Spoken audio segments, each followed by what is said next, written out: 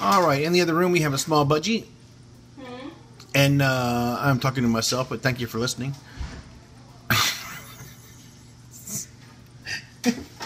Short timer. Anyway. I have a small budgie who's in for not feeling well, been sleeping at the bottom of the cage. No coughing, no sneezing, no problems, but still definitely looked a little bit on the loose side. Anyway, if you'll look right there between the 12 and 2 o'clock position, you'll see that little wire, like a small little slingshot handle. That is actually characteristic fungal growth. This is the Macrorhabdus species that we're all taught to identify in school, long or thin. If you look closely, you can actually see the nuclei, usually at both ends of the longer strands, where they're getting ready to bud and or separate. Anyway, so this is the classic Macrorhabdus that we see. So it's a different species than I'm used to seeing in this area, but at the same time, this is what we're taught to look for.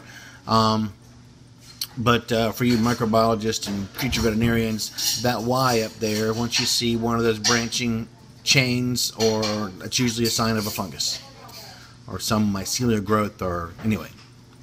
Later.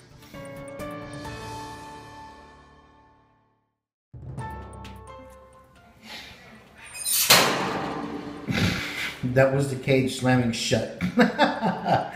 Almost on my finger. All right. Anyway, this is our small budgie. As you can tell, we're a little fluffed up.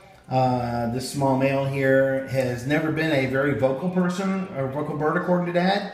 It turns out that this guy probably has had this disease organism for a long period of time, but for some strange reason, maybe it's the change in weather, getting a little bit colder. Maybe he's eaten more of his poop lately, and in the process doubled and tripled the amount of organisms in his system. But it turns out that this guy does have a pretty serious case of Macrorhabdus. What is cool about this species is I always, in this area, get to see the Macrorhabdus species that are thicker and shorter.